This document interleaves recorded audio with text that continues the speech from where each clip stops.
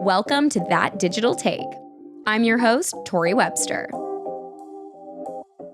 Hello, everyone. Welcome back to the pod. I can't believe we are so firmly in July. Where is summer going? I need to recap my month with you because we've had guests the last couple of weeks, which has been so fun.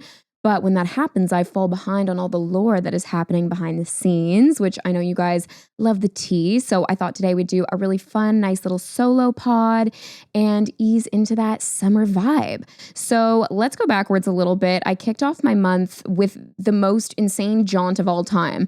I went from Ottawa to Vegas to Toronto to the Hamptons.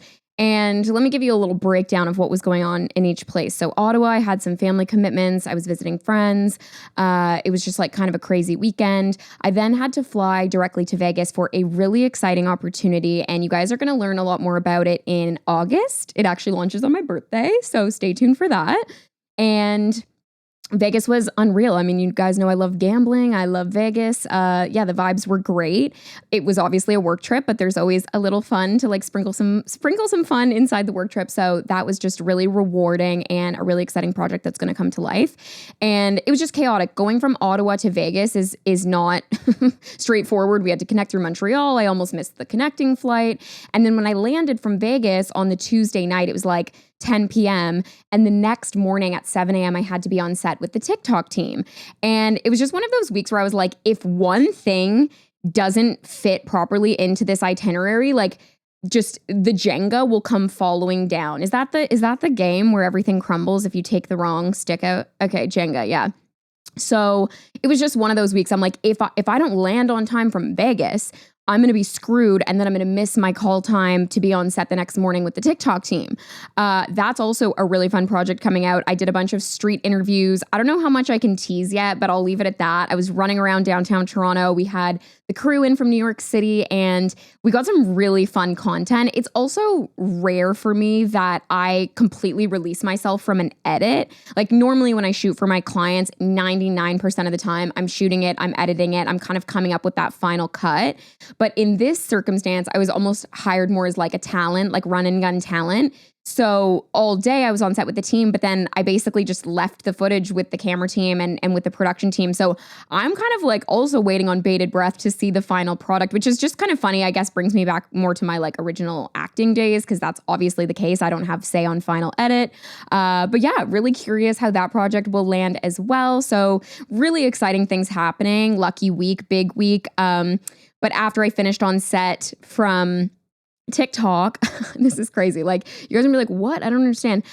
So after I finished on set with TikTok, my mom picked me up and literally from 5 p.m. in Yorkville, drove straight to Pearson Airport, boarded at 8:30 p.m. to New York, landed in New York at like 10:30, couldn't find my driver, finally found him by like 11 p.m., arrived in the Hamptons at like 2:30 in the morning to then kick off the 4th of July weekend. I know what you're thinking. This is what dreams are made of. Absolutely. But it was just one of those weeks where I was almost like, I was trying to catch up with myself. Like there were so many commitments, very exciting commitments, but just overwhelming to say the least. Anyways, Hamptons were incredible. Montauk, love it. Very luxe, very rich. Here's my thing about the Hamptons. If you have the access, it's not an overrated place, which sounds like a really asshole thing to say, which I agree with. But I've kind of heard that from people in the past. Like, if you know in the Hamptons, and we were there on a brand trip. And so they really did their due diligence about the locations we were going to and making sure we were all in guest lists and like having reservations at places. And that just made the experience, I have to say, 12 out of 10. Like if you do the Hamptons like that, it's like, wow, so iconic. I can't imagine going out there and like waiting in the crazy lines. Like we went to Surf Lodge and it was literally 4th of July, and Surf Lodge is sort of infamous for being this hard to get into club. It's kind of like a day club, beach club situation, like right on the water in Montauk. Gorgeous. They have DJs that play all afternoon. They're famous for their chicken and fries. Like it's just like the place, and you just like drink and like vibe.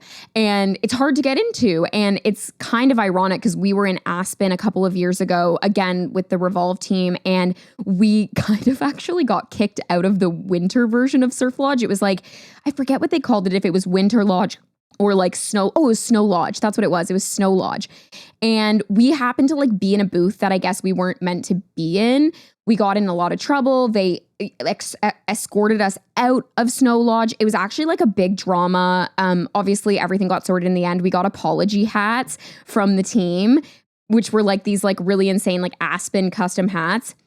Anyways, this is such an aside, but all that to say, if you don't know the owner, she kind of comes down on you and it's like a really intense situation. So we were a little nervous to go back to Surf Lodge because we were like, oh God, like we didn't get the best treatment the last time we were there. Like, what is this going to be like? It's very like list heavy. You got to know people. It's like a whole thing. Anyways, the team was amazing. This was like very seamless for us. The line was crazy. Like I said, if you don't have the access, I don't know what that would look like, but like we did have a very exclusive VIP experience, not to toot my horn, just giving real feedback. Like I wouldn't go to Surf Lodge if I wasn't on the list because that would be like a nightmare day, like standing in the hot sun waiting to get in. While we were at Surf Lodge, there was this TikTok account and he was shooting this outfit of the day TikTok. And this is just like funny behind the scenes, funny for you guys, I guess, because a lot of people sent me the video and they were like, oh my God, Torri, you were captured at Surf Lodge, like in your 4th of July outfit. And I was like, oh, this was like fully a thing. Like we set it up. Like he was like, okay, you pretend you're like waiting for a phone call from your friend and I'm going to come around the corner and zoom in. And like, it's all, preconceived. And I don't want to say fake, but like, I think that he does a really great job at shooting it and editing it to make it feel like it is this fly on the wall marketing. But the reality was that like he was getting everybody's approval. He was, directing us to a certain degree. But again, the video went super viral, really excited for him. It was a really fun, outfit of the day of all the influencers at Surf Lodge. But I just thought you guys would think it was funny that it was all preconceived and not actually just an organic moment. Another great fun of the Hamptons was getting to know a bunch of other influencers. That's really like the fun of the job, I guess. And I've said this before, but it's true. Like it really does feel like I go to summer camp and on these trips and I get to know people from all walks of life and all different places from around the world and connect with different people. And we just created such a fun crew in the Hamptons and we had so much fun partying. And yeah, it was just like a highlight, honestly. And I think after coming off of such an intense like work week, it was very rewarding to have, that was absolutely still work, but like almost like a little bit more freedom. I guess I'll put it that way. So yeah, very, very rewarding. Things are crazy, cuckoo, chaotic, which sort of brings me to my topic of the week. So today I wanted to talk about the side you don't really see, what it really takes to be everywhere all at once. As I'm sure you guys have noticed, this summer has been, of course, like a dream summer for me. Like I've been in Montauk, Vegas. I'm going to Italy tomorrow. I've shot a lot in Toronto. We've done red carpets. We did the Surf Lodge at sunset, all of these different moments. And there is that feeling of being right where you're meant to be. And I don't tend to always feel that way. So that's been very rewarding this summer. But I do want to talk about what doesn't always make it to the feed, because that's what you guys are consuming the content on TikTok and in stories and on feed. And so for this week's solo, and is kind of for anyone who has ever looked at someone else's highlight reel on Instagram and thought, how are they doing it all? Because the truth is, sometimes I also ask myself the same thing when I see other creators living this life. So I figured we could turn it into a topic. So let's get into it a little bit. Number one, I want to talk about the logistics of travel content and being on in multiple cities. So obviously this is reflective of the week I just had. It was crazy, as I kind of just caught you up on.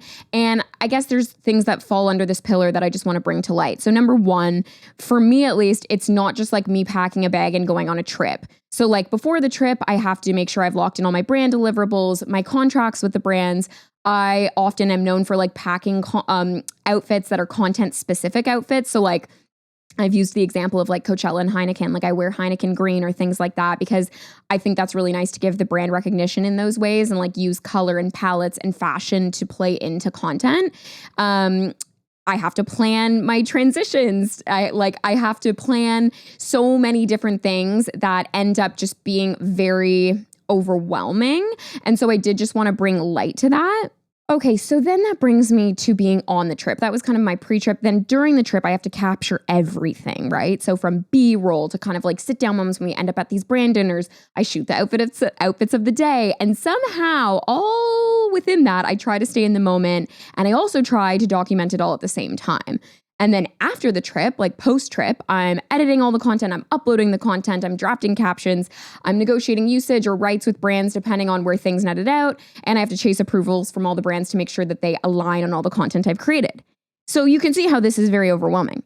Then there's like this added emotional layer, which I feel gets lost and we don't talk about a lot. But there's this idea that like I'm constantly switching gears. I'm in a bunch of different time zones, which is real.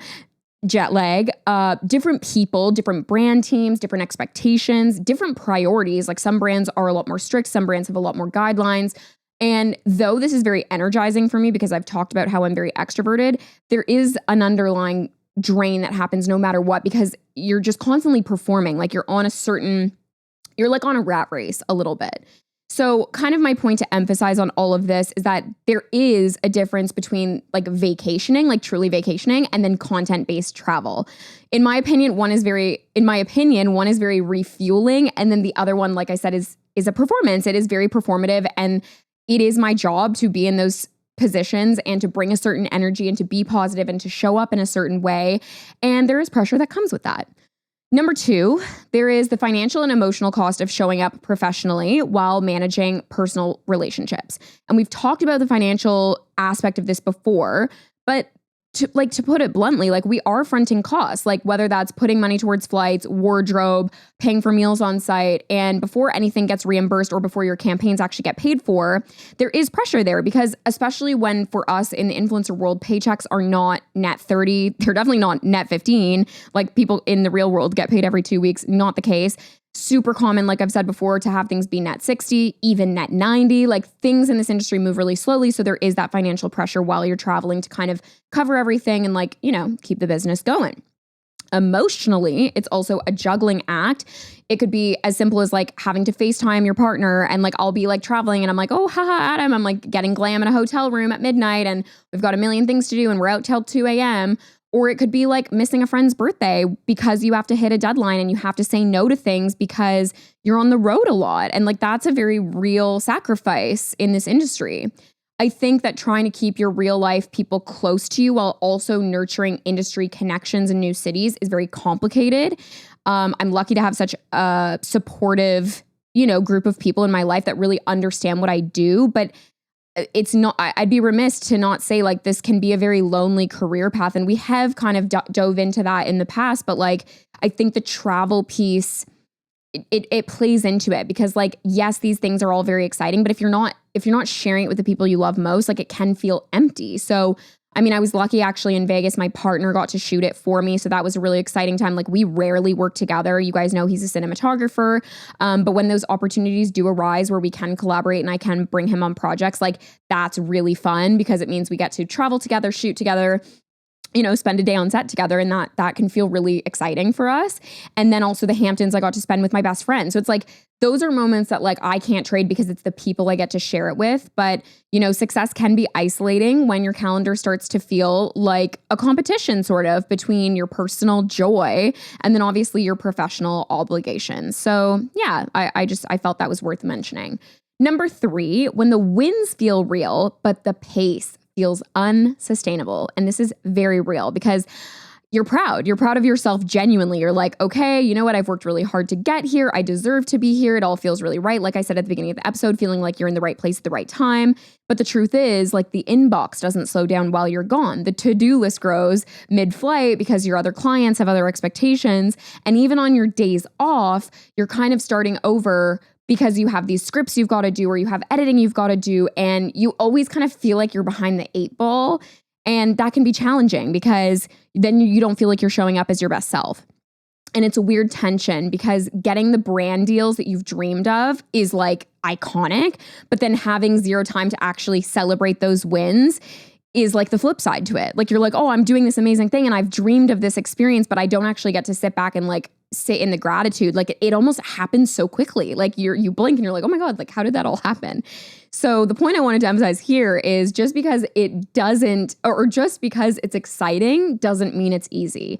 And growth comes with growing pains. And I feel like this year specifically, just with everything I've undertaken, whether that's with the podcast or doing a lot more entertainment content or, all of these like different pillars that I've started to explore, like there are growing pains associated to that. And I don't ever want you to think that every creator has it figured out or, that I have it all figured out. Like that is simply not the case. And we grow and we learn as we figure it out. And sometimes it's trial and error and we have to throw things at the wall and see what sticks. And that's just the honest truth. So number 4, the subtle guilt of feeling tired when you know you're lucky. And this is such a real one for me. Like I catch myself saying like, oh my God, I can't complain. But I am exhausted. Like I don't want to complain because like this is my dream life. And like I've made the joke, like it's not hard to live my dream. And that is so true. But there is an internal tug of war between being super grateful and having the gratitude, but then also burnout. And we've talked about burnout too. Like, again, these are topics that keep coming up because in this industry, it's very, very real for creators and especially female creators and women, because we're sort of taught to never seem ungrateful. But also my argument is gratitude shouldn't cancel out my right or your right to rest. So it's like, that means, yes, we can feel grateful for all the opportunities, but we do have to carve out the space in our life to rest and like to reset. So you can be grateful and you can also need a break. 2 things can be true at once. Those things are not mutually exclusive. Number 5, how I'm learning to take breaks before the burnout hits. This is real, okay? Cue Italy. I am heading to Italy tomorrow for my friend's 30th birthday. This trip, hear me now, if I'm posting too much on Instagram, hit me with a DM. This trip is not for content. It is not a content mission. It is a boundary. It's my friend's 30th birthday. Like I said, I'm going with a group of my closest friends. We have an amazing itinerary planned. We're going to Rome and then we're going to Tuscany to her aunt's home. We have winery tours planned. We have beach days planned. It is meant to be somewhat offline. Like I want to like genuinely enjoy myself over an Aperol Spritz, have like chatty chats with all my girls and the gays and just like have the best time. And I'm learning that rest doesn't have to be reactive and it can also be proactive. And you guys know I move a million miles a minute. This is like genuinely hard for me. I remember we did an episode when I first started the pod talking about how I like couldn't shut it off when I went to Greece because I was like filming stuff at my friend's wedding. And like, I'm reminded of that all the time because like, I guess because I travel for work so much, it is genuinely hard for me to turn it off. Like I get to Italy and I'm like, okay, here's all the outfits I have packed and here's the TikToks that I think would be fun. And I'm going to try to like really switch it off. And I think that like the reframe for me is, if it feels fulfilling and fun to create, I'll share it. Like if there's a moment that like genuinely my bestie and I like want to film a really fun TikTok of our outfits and like, or like a transition video and we're like, having Aperols and everything's amazing, then yeah, like I love that. I think content for content's sake is so important. And it also reminds me why I do what I do because it's not sponsored. It's not a brand, a brand's feedback. It's like, it's just for me and it's just for fun. And if that's the case, like I want to lean into that because also sometimes creativity sparks and you have to lean into that. Like I love the saying, you can't like buy momentum. Like you have to just like do it while you're fresh and while you feel creative. So like there's that side of the argument. And it's like, I just want to lean into that and have fun. But then the other side to this is like, yeah, I think real rest and like real proactive rest to avoid burnout for the rest of the year is so important. We're like halfway through the year, which also seems crazy. But we're halfway through the year and it's like, if I'm reflective of the first half, like I definitely was moving a million miles a minute, but like I hit so many of the goals that I wanted to reach. And, I have so much more that I want to achieve. And I think in order to do that, I have to give myself space to pull back, rest, refresh, and like genuinely just get excited and creative again. Like there's nothing like a trip or a true vacation that can like set you right. And you're like, I am back, baby. So I just want to set the tone for you guys that I will be walking away temporarily. Don't be upset, but I will not be disappearing. It just means that for me, I'm investing in some longevity here. Like I have big dreams for the pod. You guys know I've been enjoying this so much. And it's so fun for me. Like I love the podcast. It's the thing I'm most passionate about because it's truly mine and it's like energy that I put into it every week along with James, my producer, and we just like build this little baby and we're chipping away and like small little wins mean so much to me. And in this circumstance, like the break is strategic. It's not selfish. Like I said, I'm going to head to Italy. I'm going to go to LA. I have a few things I got to take care of on the back end, so bear with me. And I'm going to take a little hiatus from the pod. So also, you guys know the entertainment biz famously disappears in August. I may be no different. So it's all good, right? Like I follow the pace of the industry. So I will leave you with this. While I am gone, please share an old episode with a friend. It would truly mean the world to me. And from there, I will be back and I will be better than ever. And I will have more value as we head into the fall with more ideas, more interviews, more fun. And while I am gone, like I said, hit me with a DM. Let me know who you do want on the pod. I've had some fantastic guests so far. And I think this will also give me an opportunity to line up even more iconic guests. And I appreciate your patience while I go find myself under a beautiful lemon tree in Italy with an Aperol Spritz. Okay. And also, I just want to end on one final thing. Like, I've loved that I've been able to get these episodes very up to date. Like, part of the journey of last year was, finding my cadence and figuring out like the fit of the podcast.